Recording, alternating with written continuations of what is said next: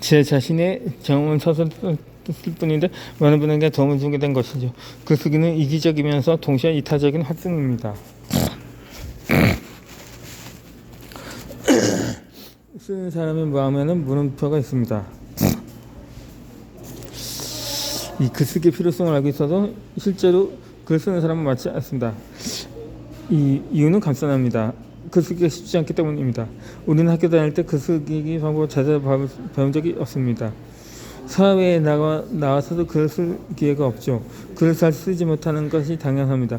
그래서 사람들은 글쓰기 방법을 알려준 책이나 강좌를 찾고 유심히 글쓰기 특강이나 대통령의 글쓰기 같은 책을 읽겠죠. 강원국 작가가 한 방송에 나와서 유시민 작가의 글쓰기 습관 그게 도움이 안 된다고 이야기하는 장면을 본 적이 있습니다. 이 평범한 의림이 유시민 작가와 같은 수준이 아니기 때문에 그의 책이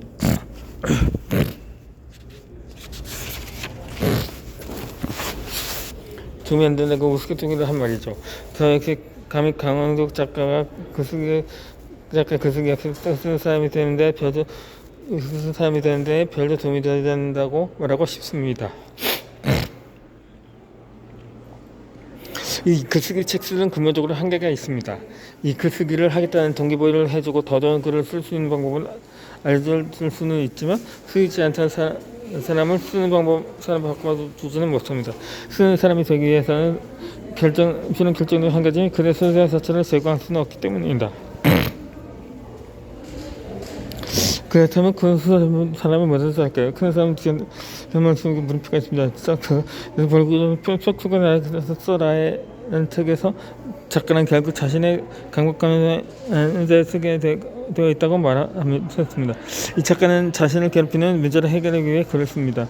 해결하지 않으면 안 되는 질문이 머릿속을 가득 채우고 있는 사람이 글을 씁니다. 지금까지 여러분의 마음속에 한 번도 글을 쓰고 싶다는 충동이 일어나지 않았다면 실질적으로 해결하고 싶은 문제가 없었기 때문일지도 모릅니다. 이 물음표가 어떻게 쓰는 사람이 만들까요? 물음표는 시급 방향은 100% 시급반한 모양이 됩니다. 물음표라는 생각에 낚싯대를 들고 산에 물고기를 잡히죠.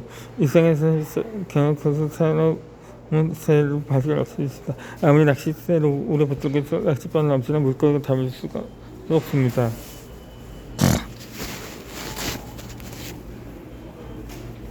낚싯바늘에 걸리는 점과 생각을 수집해야 합니다. 이 생각을 수집하고 연결해야 들면 대한 답을 찾아가는 과정이 글쓰기입니다.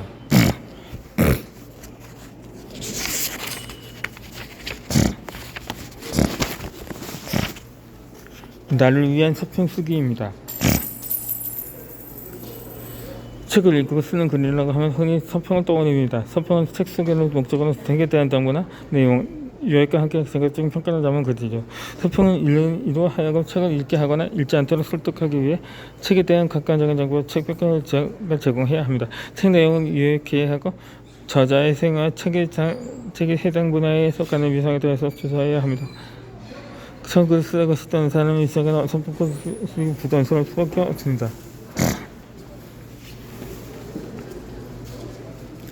그래서 저는 나를 위한 서평을 썼습니다. 책에 대한 감상을 쓰는 독후감도 아니고 남들에게 책을 소개하고 비평하기 위한 서평도 아니었습니다. 책을 읽은 제가 가졌던 실민의 스스로 답을 찾고 책을 통해 얻은 생각을 제 삶에 적용하기 위해 글을 썼습니다. 누군가에게 보여주기 위한 서평이 아니라 나를 위한 서평을 썼습니다.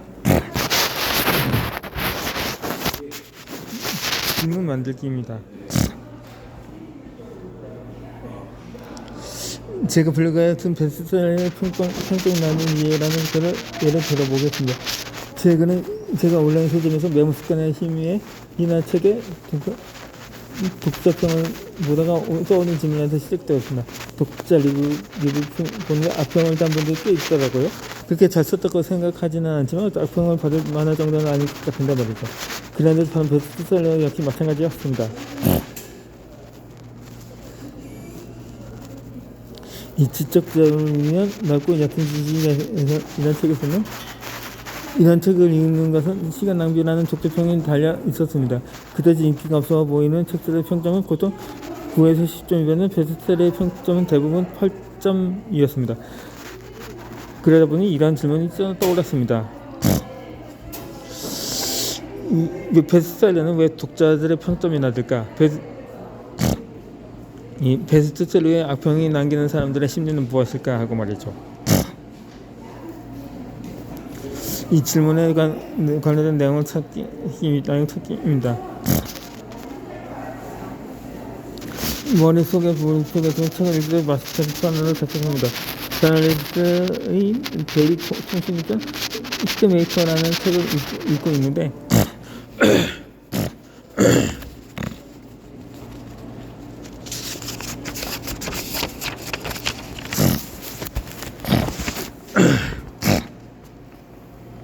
베스트셀러에 악평을 다는 사람들의 심리에 관한 본음이 확 들어오더라고요. 시구나 하고 독서노트에 그 부분을 우겨 적었습니다. 독서노트에 메모한 내가 대책을 적합해 글을 썼습니다. 제가 쓴 책의 악평을 다뤘던 사람들의 심리를 이해하고 싶었던 제 궁금증을 해결한 것입니다. 히트메이커의 독서노트라는 본문입니다. 친숙하게 비유와 찬성과 유찬성으로 내려옵니다. 이건 마음을 움직이는 반복의 힘입니다. 이 기억하기를 바라면 반복합니다. 이 코인충을 욕하는 사람들의 심리라는 글도 같은 방식으로 썼습니다. 인터넷 포진 사이트에서 암호화폐에 관한 기사를 보면 암호화폐에 투자하는 사람들은 코인충이나 프로그램을 욕하는 댓글이 엄청나게 많았습니다. 설령 암호화폐를 사고파는 사람들의 투기를 하고 있다고 해도 실패하면 본인의 돈을 잃을 뿐입니다. 이 코인충을 욕하는 사람들에게 돈을 물어달라고 하진 않죠. 이 머릿속에 이런 질문이 떠올랐습니다.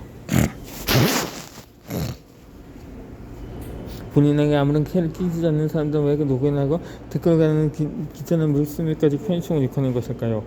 켄 웰버의 무경계라는 책을 읽고 있는데 저의 이쯤에서 잡을 수 있는 내용이 또다시 물음표 낚싯대에 걸렸습니다. 마녀사냥과 투사의 메커니즘에 관한 부분을 발견해서 열심히 밑줄 치고 독서노트에 옮겨 적었습니다. 그리고 독서노트의 경례 페르소나 그림자와 투사에 관한 내용을 가지고 글을 썼고 코인충을 욕하는 사람들의 심리에 관한 제 질문에 내가 잘못 찾을 수 있었습니다. 무경계의 독서노트 이게 있습니다.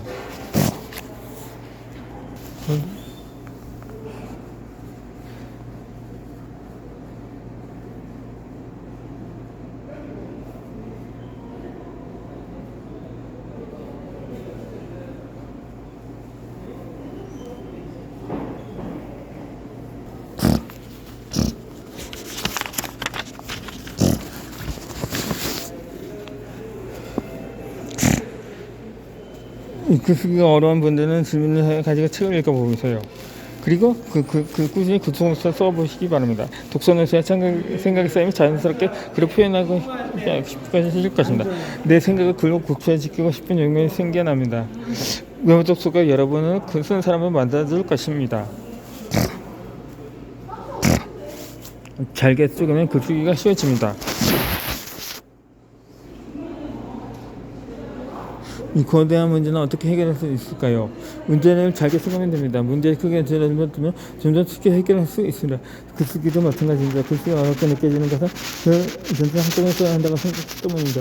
글쓰기를 잘게 쓰면 하나씩 해결하면 글쓰기가 쉬워집니다. 먼저 질문을 만듭시다. 글쓰기는 내가 만든 질문을 잘 찾는 과정입니다. 내가 해결하고 싶은 적은 무엇인지 써보세요. 그런 질문이 그 정도 만듭니다.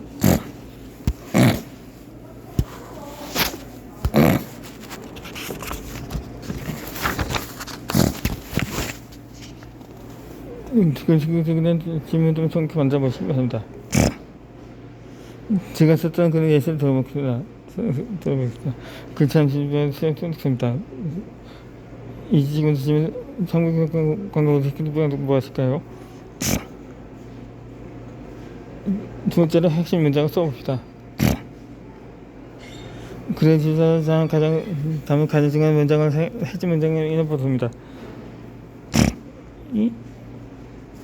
이전 영상에서 만든 영상에 설명한 질문에 답을 문장을 써봅시다.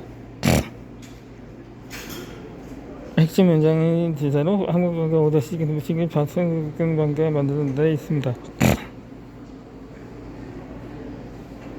지금 단계에서 핵심 문장의 내용이 틀려져 됩니다.